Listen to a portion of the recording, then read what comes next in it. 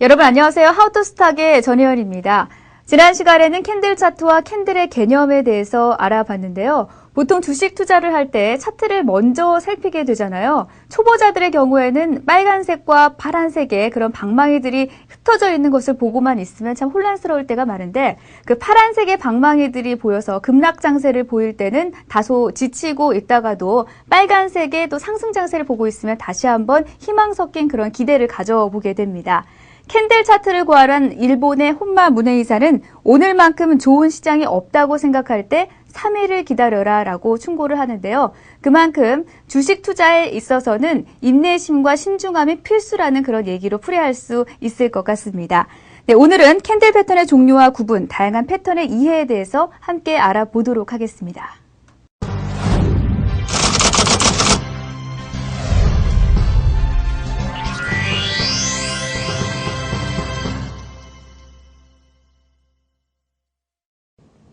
이번 시간에는 캔들 차트 분석에서 캔들 차트의 다양한 패턴에 대해서 배워보도록 하겠습니다. 학습 목차입니다. 다양한 패턴, 한 개의 캔들로 이루어진 반전형 패턴과 두 개의 캔들로 이루어진 반전형 패턴을 보도록 할 텐데요. 이 첫 번째 강의 시간에는 반전형 패턴에 대해서 살펴보겠고 그 다음 시간에는 지속형 패턴에 대한 부분도 살펴보도록 하겠습니다. 자, 우리가 주가를 반전형 패턴에 대한 부분을 많이 연구를 하게 됩니다. 그 이유는 뭐냐면 하락하던 과정 속에서 다시 주가가 상승하기를 원할 때, 즉 하락하던 과정 속에서 주가가 상승하는 시점을 찾고자 하고 상승하던 과정 속에서 하락하는 시점을 찾고자 하기 때문에 이러한 주가가 반전이 되는 시점에 대한 부분 패턴 연구가 많이 이루어지게 되어 있습니다. 그래서 이 반전형 패턴에 대한 부분이 어떠한 패턴보다도 중요하겠다 이렇게 말씀을 드리도록 하겠습니다. 학습 목표입니다. 캔들 패턴의 종류에 대해서 구분을 해봐야 되겠죠. 앞부분에서도 한 개, 두 개, 세 개 캔들에 대한 부분 패턴을 그 종류를 구분을 해보도록 하겠고요. 그 패턴에 대한 실제 적용 사례를 통해서 패턴에 대한 이해력을 높여보도록 하겠습니다. 자, 한 개의 캔들로 이루어진 반전형 패턴입니다. 한 개의 캔들로 이루어진 반전형 패턴.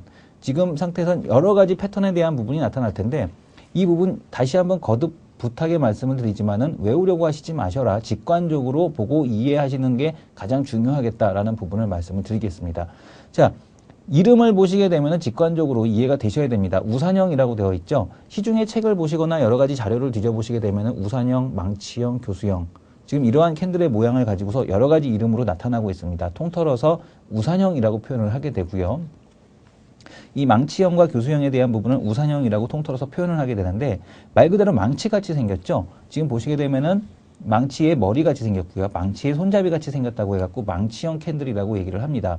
자, 반대로 교수형에 대한 부분은 몸통이 짧은 패턴에 대한 부분을 바로 교수형이라고 표현을 하게 되겠죠. 꼬리가 길고 몸통에 대한 부분이 짧을 때, 몸통이 거의 없거나 짧을 때 교수형이라고 표현을 한다. 우리가 앞부분에서 배웠던 잠자리형하고 많이 유사하겠네요. 그죠? 몸통에 대한 부분이 짧기 때문에 잠자리형과 유사하다. 자, 그렇다면 이 망치형에 대한 부분, 우산형에 대한 부분, 이 교수형에 대한 부분은 양봉과 음봉에 대한 색상은 사실 중요치 않습니다. 지금 보시는 화면에서 보시는 바와 같이 망치형은 빨간색, 교수형은 파란색으로 나와 있으나 몸통에 대한 부분은 중요치 않다. 그리고 윗꼬리에 대한 부분이 생길 수도 있겠다. 약간 조금씩 생길 수는 있겠으나 그 꼬리에 대한 부분은 그렇게 길지 않고 중요하지 않다라는 말씀을 드리겠습니다. 자, 가장 중요한 겁니다. 한 개의 캔들로 이루어진 반전형 패턴이건 어떠한 뭐 몇 개의 캔들로 이루어진 반전형 패턴이건 간에 가장 중요한 것은 바로 발생의 위치에 따라 의미가 달라진다는 겁니다. 패턴에 대한 패턴 분석에서 가장 중요한 것은 발생하는 위치에 따라서 그 캔들의 의미가 달라지게 된다는 얘기죠. 즉 해석이 달라지게 된다는 얘기입니다. 이 부분 꼭 기억하십시오. 이 망치형 캔들이 나타난다고 해서 무조건 주가가 상승하거나 하락하는 것이 아니라 그 위치가 어디서 발생하느냐에 따라서 상승할 수도 있고 하락할 수도 있다는 부분 꼭 기억하십시오. 거듭 강조드립니다.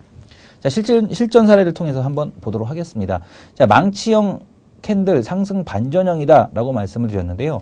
하락하던 과정 속에서 망치형 캔들이 발생을 하게 되면 하락하던 주가가 다시 상승으로 반전되는 것을 볼 수가 있습니다. 이것을 바로 망치형 캔들 이후에 상승 반전하는 패턴이 되겠고 교수형 캔들을 보시게 되면은 교수형 캔들 상승하던 주가가 교수형 캔들이 발생하게 되면 그 이후의 주가의 흐름이 하락으로 나타나게 된다. 자, 망치형 상승 반전형, 교수형 하락 반전형. 자, 이 부분이 밑에서 발생하게 되니까 망치형이 되는 거고 위에서 발생하니까 교수형이 되는 거겠죠. 발생 위치에 따라서 이름도 달라지게 된다. 이렇게 보셔야 될 것 같습니다. 자, 앞부분에서 배웠던 영망치형입니다. 상당히 반갑죠. 단기 바닥 임박 신호다. 자, 영망치형에 대한 부분도 역시 마찬가지였습니다. 발생 위치에 따라서 달라진다. 앞부분 강좌에서도 제가 뭐라고 말씀을 드렸습니까? 앞부분 강좌에서도 영망치형에 대한 부분 발생 위치에 따라서 달라진다. 반전형 패턴의 아주 기초가 되는 가장 중요한 그 패턴 중에 하나일 텐데요. 단기 바닥 신호가 임박을 해 있다라는 캔들입니다. 바닥에서 하락하던 주가 과정 속에서 발생하게 되면은 바로 단기 바닥 임박 신호다. 중요한 것은 이 망치형에 대한 부분, 영망치형에 대한 부분은 뒤에 나오는 캔들 패턴이 유성형과는 상당히 유사해 보입니다. 근데 지금 화면에 보셨듯이 유성형과 영망치형의 다른 부분, 색상이 다릅니까? 중요한 건 색상보다도 더 중요한 것은 몸통의 크기입니다.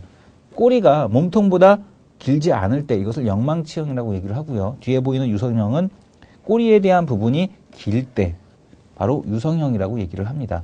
자, 현재 지금 보시게 되면은 영망치형에 대한 부분은 꼬리가 몸통을 넘지 않는다. 다음날 갭 발생 시 신뢰도가 높다. 뭐 여러 가지 조건에 대한 부분이 따라붙을 수 있겠지만 하락하던 과정 속에서 영망치형에 대한 부분 캔들이 발생하게 되면 그 이후에 주가의 흐름은 상승으로 나타나게 되는데 좀 더 영망치형을 자세하게 보도록 하겠습니다. 자, 영망치형 바닥권에서 거래를 수반하면서 저렇게 윗꼬리를 단다는 얘기는 어떤 의미가 있냐면은 바로 주가가 차익 실현에 대한 매물을 맞았다라는 얘기입니다. 단기적인 매매를 하시는 분들의 차익 실현 매물을 맞았기 때문에 그 다음날 이후에 주가가 상승이 나타나게 되면 갭상승이 나타나게 되면 그 이후로 주가가 계속해서 상승할 가능성이 높다라는 것을 얘기하는 거겠죠. 그래서 이 영망치형 캔들에 대한 부분은 바닥을 단기 하락하던 과정 속에서 나타나게 됐을 때 상당히 신뢰성 높은 패턴에 대한 부분이 될 수 있다. 이렇게 말씀을 드리겠습니다. 자, 유성형.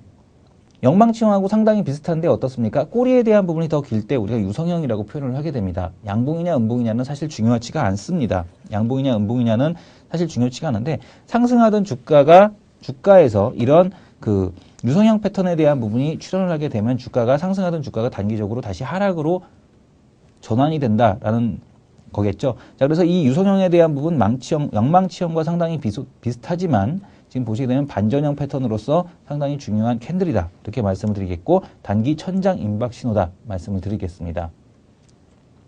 자, 삿바형입니다. 지금 앞부분에서 장대 양봉에 대한 부분일 텐데요. 앞부분에서도 뭐 아랫꼬리 장대 양봉이라고 배웠었는데 이 부분은 윗꼬리 장대 양봉 정도로 표현을 할 수가 있을 것 같습니다. 자, 상승 삿바형.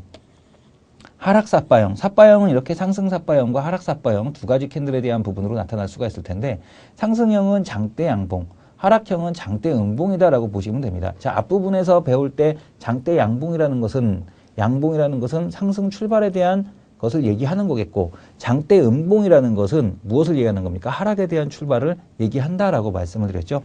그래서 몸통이 길수록 신뢰도에 대한 부분이 높다라고 말씀을 드렸고요. 거래가 많을수록 신뢰도가 역시 높다 이렇게 말씀을 드렸습니다. 진입에 대한 타이밍은 상승형 같은 경우는 다음 눌림목에 대한 부분, 이 말이 참 어렵네요. 눌림목에 대한 부분은 다음 시간에 설명을 드리도록 하겠습니다. 하락형은 당일 매도가 바람직하다라고 했는데 이 진입에 대한 부분은 조금 더 나중 시간에 말씀을 드리도록 하겠습니다.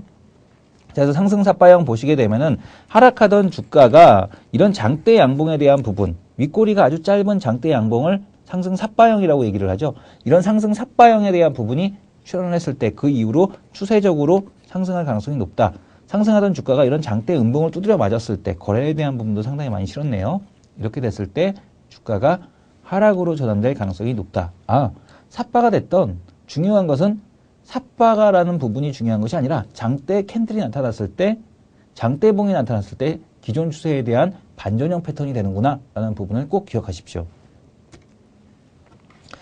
자, 한 개의 캔들로 이루어진 반전형 패턴에 대해서 살펴봤는데요. 크게 보시게 되면은 우산형과 영망치형 그리고 장대 양봉 이렇게 우리가 세 가지로 구분을 해볼 수가 있습니다. 자, 근데 한 개의 캔들보다는 어떻습니까? 한 개의 캔들이 나타날 때보다는 두 개의 캔들로 이루어진 패턴보다는 세 개의